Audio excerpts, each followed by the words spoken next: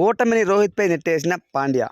Friends, మొన్న జరిగిన Mumbai Indians versus KKR మ్యాచ్లో అయితే హార్దిక్ పాండ్యా మ్యాచ్ అయిపోయిన అనంతరం మీడియా మిత్రులతో మాట్లాడుతూ, సో మిడిల్ ఆర్డర్లో మనకు 2 వికెట్స్ పడిన తర్వాత కొంతమంది పార్ట్నర్షిప్ బిల్డ్ చేయలేకపోయారు, కొన్ని చెత్త షాట్స్ ఆడుతూ అవుట్ అయిపోయారు.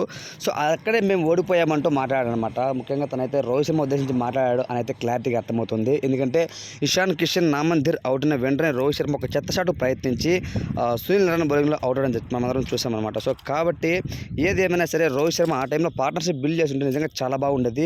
సో ఎందుకంటే పవర్ ప్లేలో 2 వికెట్స్ పడిపోయాయి కాబట్టి తను చూసి ఒక అంత మంచి ఎక్స్పీరియన్స్ క్యాండిడేటు, అనుభవం ఉన్న పర్సన్ అలానే చెత్త షాట్ అవుట్ అవడం నిజంగా అందరికీ చాలా కామెడీ అనిపించింది. ఈవెన్ నాకు కూడా హార్దిక్ పాండ్యా చెప్పిన మాటల్లో ఏకీభవించాలి అని అనిపించింది అనమాట. సో కాబట్టి హార్దిక్ పాండ్యా కెప్టెన్సీలో ఫర్ ద ఫస్ట్ టైం 2024లో ముంబై ఇండియన్స్ ట్రేడింగ్ చేసిన తర్వాత ఇంత చెత్త ఫామ్గా ఈ యొక్క ఐపీఎల్ సీజన్ నుంచి తొలి జట్టు ప్లే ఆఫ్ రేస్ నుంచి అవుట్ అయింది అంటే ముంబై ఇండియన్స్ అని చెప్పుకోవచ్చు. నిజంగా చాలా బాధాకరం ఫ్రెండ్స్. ఒక ముంబైని నేను అభిమానంగా చెబుతున్నాను.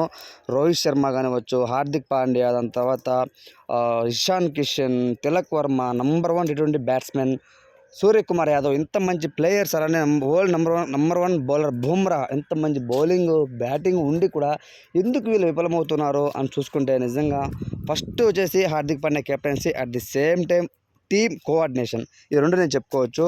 So it's okay. ఏది ఏమైనా సరే ఈ 2024లో ఫస్ట్ ముంబై ఇండియన్స్ అవుట్ అయిపోయింది. నెక్స్ట్ జాబితాలో నాకు తెలిసి మేబీ ఆర్సీబీ కానీ, పంజాబ్ కానీ, లేకపోతే ఢిల్లీ క్యాపిటల్స్ కానివ్వచ్చు, ఇవి ఉండే ఛాన్స్ అయితే ఎక్కువగా ఉన్నాయన్నమాట.